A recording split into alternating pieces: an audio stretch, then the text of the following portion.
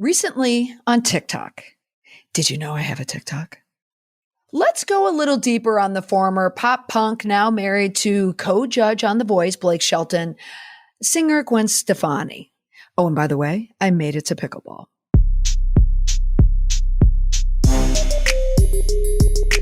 Welcome to the Indestructible PR podcast, where we use current events and tested media and PR strategies to help prevent or manage a crisis and build an indestructible reputation.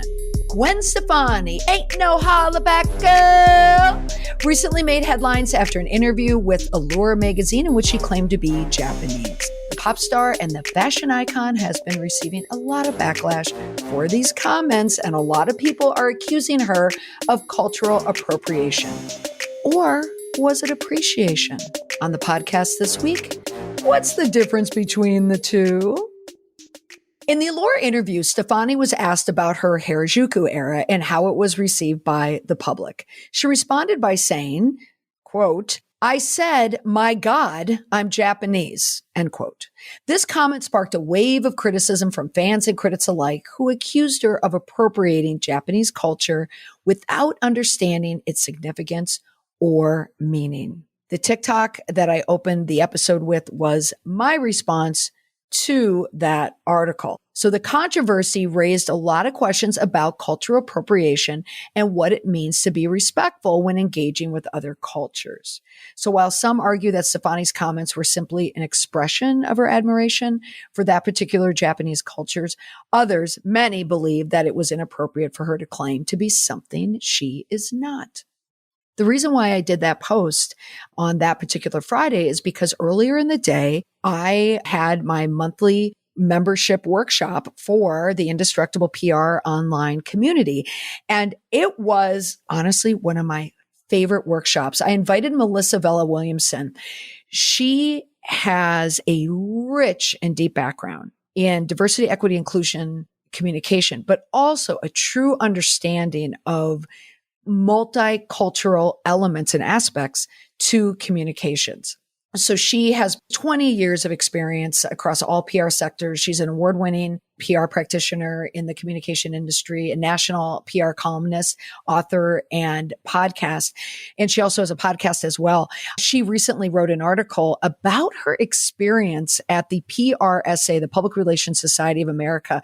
They have a national conference every year. And she recounted in this article her experience as someone who speaks about multicultural issues in public relations and how people in the public relations industry treated her.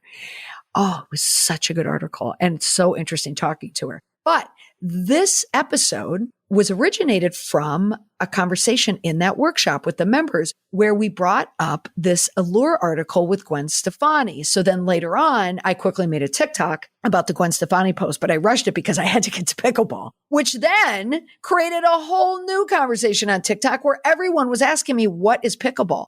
I thought, what is pickleball? Come on, how old are you? Not in your 50s, clearly, because 50 plus, we're the ones who are playing pickleball, but that's a side note. But that day was such an interesting day for me because I learned a lot, even more about multicultural aspects. And I loved that we could hook it with this Gwen Stefani interview. So let's just talk about, that interview in general for Gwen Stefani. So it was in Allure magazine. That was a headline. Gwen Stefani, I said, my God, I'm Japanese. The subhead, 14 years after the debut of her Harajuku Lovers fragrance collection, we asked Gwen Stefani about the praise, the backlash, and the lessons she's brought into her most recent beauty venture. What she said stunned us. And the reason why is because she said she was Japanese. Now, naturally, there was a lot of pushback online. And one of the theories I posited on this was on my TikTok is that many of the people did not read the entire article. And at the time of my TikTok, I didn't even read the entire article. I only read a few paragraphs from that article. But I had said, I think a lot of the pushback came from the poll quote, which was, I said, my God, I'm Japanese. That poll quote was pulled into social media posts and news stories, without having the full context. And the full context of the article is that Gwen Stefani, it's in this article, she's walking that fine line. Now, anyone around my age remembers pop punk Gwen Stefani. don't speak. We remember that stage, and we remember her whole Harajuku stage. And I don't know if you're like me, but when I experienced it, it never occurred to me that she was doing something wrong, that she wasn't doing anything other than appreciating it. So Gwen Stefani was going into this interview like it was still 1991 or whenever, I just pulled that out of thin air. I actually don't remember the year that Gwen Stefani was big, but I got to say it was the 90s, right? Early 90s, college. But at any rate, I think she still was in that phase, which was cultural appreciation. She appreciated it so much that she appropriated it. And that's not so much what we want to do nowadays. So I want to explain the difference between the two. And again, this comes from Melissa's presentation that she gave. So I'm giving you her words and what I learned, and what I now have is a greater appreciation for what Gwen was doing and what the definition of both mean when we talk about appropriation and appreciation. Now, before we do that, I want to step back onto a word that I talked about coming into this, which is multicultural. Like that's Melissa's specialty, is understanding this multicultural dimension to communication, which is incredibly important. So I know on this podcast, I've talked a lot about diversity, equity, and inclusion, which is certainly a part of it. But the idea of culture is a way of connecting people. So because I talk about culture a lot, because I have different channels, I talk about culture in different ways. In my podcast, I talk about a combination of professional culture with popular culture. And I was just speaking to a good friend of mine, Sean. He's a CEO in the utility industry, in the cooperative utility industry. And he listens to my podcast every week, which is great. And I love it. And he'll just chime in. And he had just said to me on the phone, I'm thinking that a lot of that's not how Sean talks. He would talk more like, I'm thinking I'd have to guess that a lot of your listeners are now women, now that you spend a lot of time talking about pop culture. And I said, and you would be right. But I also have a lot of male listeners as well, because when I go on the road and I do a lot of trainings, mostly men are in these trainings. So I do have that fair mix.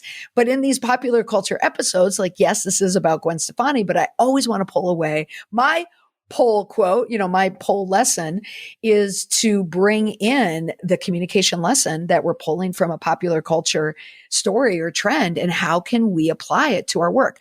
That's what I do. That's at the core of all of my work, which is why I love following popular culture, because we can all learn. So what is culture? Culture is a shared set of experiences. So whether it evolves around popular culture, it could revolve around like book culture, true crime culture, television culture, sports culture, gambling culture, whatever it is, business culture. It's just a way of people experiencing life together in a group. Now, when you think about culture in people, it's what are their preferred values? What do they like to do together? It could be music, food, drink, their type of entertainment, their type of language. It's also understanding that different people have different levels of cultural competence. They can be able to move among these groups or see the different groups for what they are. And the more cultural competence that you have, I think the more confident you can be talking about it. I feel a lot more confident now after having Melissa in my workshop, because having an expert explain it to me helped me. So I hope that this podcast does the same thing for you. Because when it comes to cultural communications, we want to show an appreciation. We want to connect with different groups. And so if you work in communications or you have communications in your business, you want to add it. It's not just DEI, diversity, equity, and inclusion. I think people feel when they hear those words or they see the acronym, it makes them nervous, like, oh God, now we have to do something so people don't get mad at us. We don't want to look at it that way. We don't want to look at it as something you have to do. We have to look at it as something that you should do because you want to do it, because it's the right thing to do. The same thing with an appreciation for cultures. And that's what I think makes it a lot easier. Now, what is the difference between appropriation versus appreciation? Cultural appropriation is when the use of a cultural icon, reference, or tradition is done in a disrespectful way. Okay, so this is straight from Melissa's presentation. So think of someone taking an icon, a reference, a tradition, and using it disrespectfully. Counter that to cultural appreciation, where there is a respectful sharing of information and inclusion of participation by or with members of that group. Now, through that definition, think about Gwen Stefani. Like, where does she fall? That's why it's not that easy. It really isn't that easy. Now, technically, I think she falls under cultural appropriation because she is taking a culture, Harajuku culture, and she is appropriating it for her brand. And she is inserting herself into that culture when she is not a part of that culture. She profited off that culture. Okay. So the reason why people think that some people probably think and why she thinks that it wasn't wrong is because she so deeply appreciates it. If you were to go back to that phase of her career, if you remember it in real time, I just remember Gwen Stefani just immersing herself in it and loving it. And then when you read this entire Allure article, you could see that she desperately appreciates that culture. And probably one of the reasons why she appreciates it is because she made a lot of money off that culture. And that's where it falls in the other category of appropriation. She wasn't disrespectful by demeaning or putting down the culture in any way, making fun of the culture. She took on the role of it, but she was using the culture to be able to profit and to make money off of it. And that is the appropriation piece of it that she doesn't see. So for anyone in their communication, here are some of the differences, some of the do's or don'ts. So in cultural appropriation, you don't want to include ethnic stereotypes in any of your content, any of your material, any of your jokes, any of your conversation. Melissa used an example of Karlie Kloss in a Victoria's Secret fashion show when she was wearing a headdress. We don't do that anymore. And that's why it gets a little bit dicey with a lot of these schools and high schools that have Native American icons and mascots, where it gets difficult. That's cultural appropriation. So you don't want to use those sacred artifacts as decorations or accessories or logos. That's why the Cleveland Indians are no longer the Cleveland Indians. They are the Guardians, which is such a horrible name for a baseball team, but it's not the Indians anymore. And you also don't want to hold an event about a cultural group without including members of that cultural group.